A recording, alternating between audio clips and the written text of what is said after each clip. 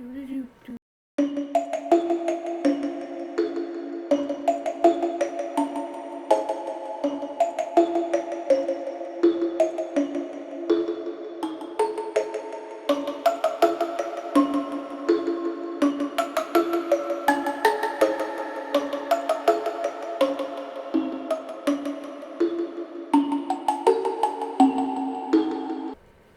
everybody, it's Detroit Alley Cat, and I am so excited.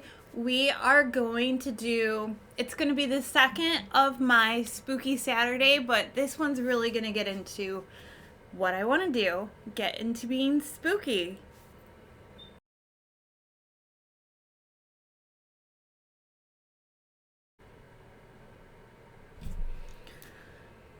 So, where do you begin? I don't know if there is an appropriate place to begin with this story that I'm going to tell you. So I'm just going to tell you the story like you were my friend and we're having a conversation. Much of why I believe in the things that I do and I talk about the things that I do and my beliefs are really partly based on the story I'm about to tell you. I am not a historian. I cannot tell you that I know the exact dates of the building being built or the exact things that happened in the building. And I can't say that they're actually 100% factual, but you can go online and you can actually see that these things did happen. Are they happening the exact way I'm telling you? I'm not sure. But I'm going to attempt to tell you a small portion of a story that started such a long time ago and has so many twists. When trying to look up information about what I'm going to tell you about, it made me feel very sad and reminiscent. So, we're just gonna dive in. I can't tell you that I'm gonna tell you the entire portion of this because it's that big. If I explained it, we would have like a 5-hour story about what happened. I'm guessing most of you saw the movie called The Shining, and they're doing remakes of it, and it's a very popular movie, and it's about a hotel that has a spirit, and it's about a hotel that has something more than just a hotel, and the thing is that is the story I'm about to tell you, but about a real hotel. Around 1926, there was a hotel that began to be built. It was called the Leland. In 1929, this hotel was finished. This is the story I'm going to tell you. And the thing that was funny is that when I started to try to look up the facts about the hotel and try to like almost tell you a historian way, I found an article written by a girl named Sarah Klein. And she had actually wrote an article about the hauntings of the Leland. And the thing is that it just showed me how many twists and turns this hotel has had. Sarah Klein, it was a very famous burlesque dancer that died in a car crash in Los Angeles, I believe, or Las Vegas about 10 years ago. She was very well known, and she was a writer for a magazine called the Metro Times. And when I started looking up things that I could tell you factually, and one of those articles came about, and it was by Sarah Klein. It's just, I truly believe that the Leland is really one of the most paranormal, haunted buildings in Michigan. And I'm going to tell you why I think so. So it's a very beautiful, beautiful building. I have not been there in over 10 years. I I walked in there the last 10 years ago and I said goodbye to the building. Like I was talking to a friend. It it's that building has so much of a spirit. It's almost like a person. So I where do I begin? I don't know where to begin. I guess I'll begin with how I went to the Leland. The Leland in the 1980s actually began to, they had 3 ballrooms, very big, beautiful ballrooms, and the building had gone through so many owners that one of the owners decided to turn one of the ballrooms into a nightclub.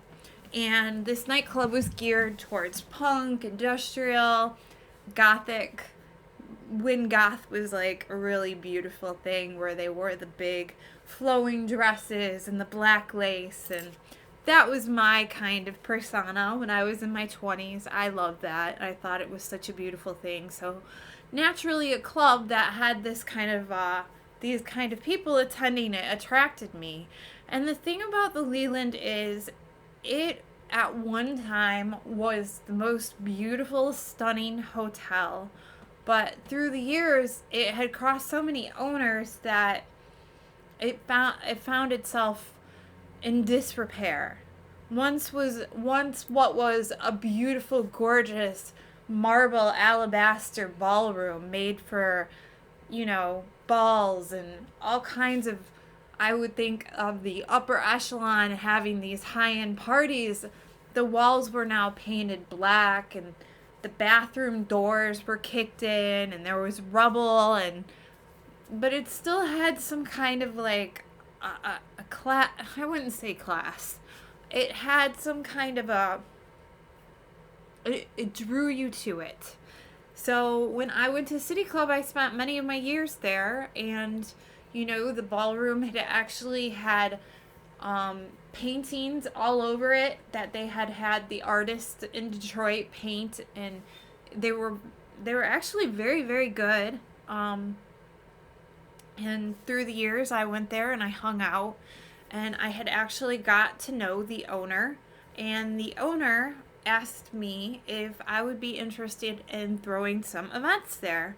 So I said, of course, being 20 years old, throwing events at a nightclub, that's like a dream come true, drinking and partying and getting paid for it. So obviously that was a no-brainer. Actually, the thing that was kind of cool about it is that City Club, the name of the club that I would go to, was not the only nightclub in this hotel. There was one in the basement, and they called it the Labyrinth. My experience with the Labyrinth is on Wednesday they had dollar drink night, and then they had burlesque parties and stuff like that. And that's actually one of the areas that the owner had asked me to do things in, throw my own night. And this is before Facebook. I think one of the things that a lot of people used was MySpace. I don't know if you guys remember MySpace, but basically it was not as easy to throw an event as it is now. If you're going to throw an event, you just go ahead and you put like something on Facebook and then you share it and you can invite all your friends, and it's very easy. But back in the day, you actually had to have flyers, and it was word of mouth, and it was hard to throw events and get people to go to parties.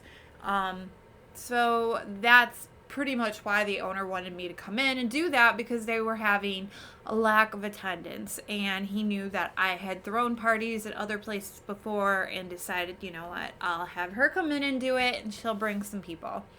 So I'm very like eccentric and excited about stuff, and if I decide that I'm going to take a project on, I'm going to give it my all.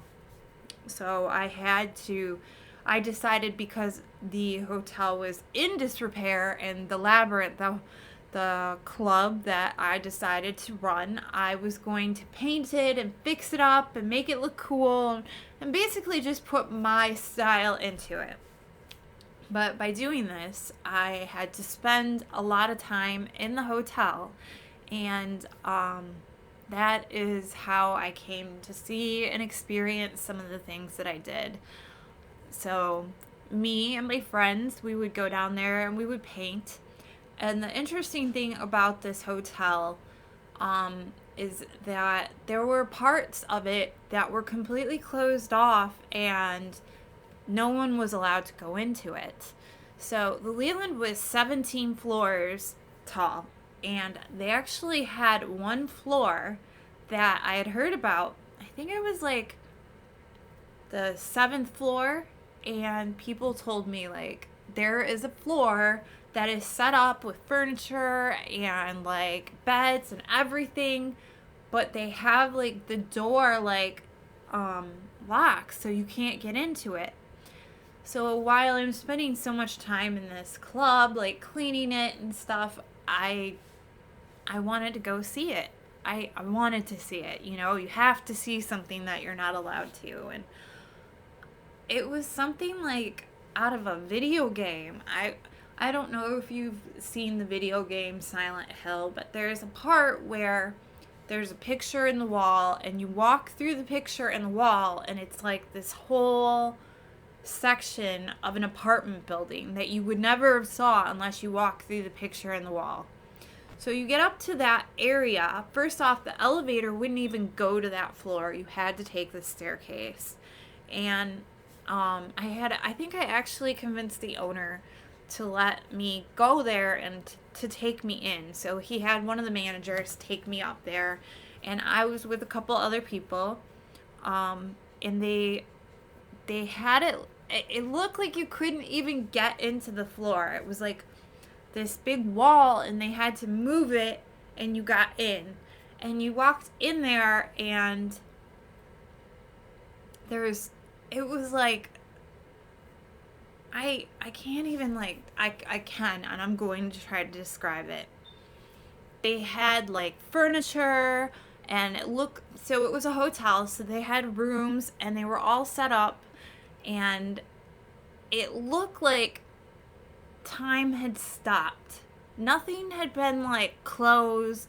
There were still sheets on the bed and pillows, and there were things on the tables, and and actually they had lights on, like very dim lights, and you walk through it and it was like one of the creepiest things I had ever been through.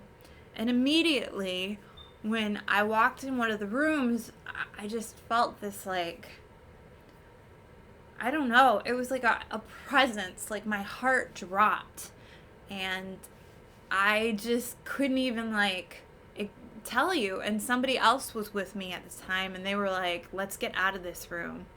So they had that entire floor blocked like that, and it was left like that. And the entire time I worked at that nightclub, that floor was like that. And that's just one of the interesting experiences that I had with that place. And so because I had gone up to that floor, I decided that I wanted to look into a little bit more about the Leland. I wanted to know what the deal was, because the Leland, when you first walk in, they have the area where you go check in to get your hotel room. And it's this beautiful lobby, and we're talking marble and a gigantic fireplace. And above it, there's this mezzanine. It's like a balcony that sits over the hotel. And something draws you to the mezzanine. So that's immediately where I went. I went up to the mezzanine. I wanted to see the mezzanine. And this is where I got to learn a little bit more about the building. You know, as managers are showing me and the owner is showing me, they explained to me that was one of the buildings that Jimmy Hoffa actually spent a lot of time in. And when Jimmy Hoffa disappeared and they couldn't find him, they actually went to the Leland and they looked for him there, and it was like a huge investigation about the Leland. Um, to this day, it's written, if you can like Google it, the Leland, Detroit, Jimmy Hoffa, it says that there's like, he's most likely buried there.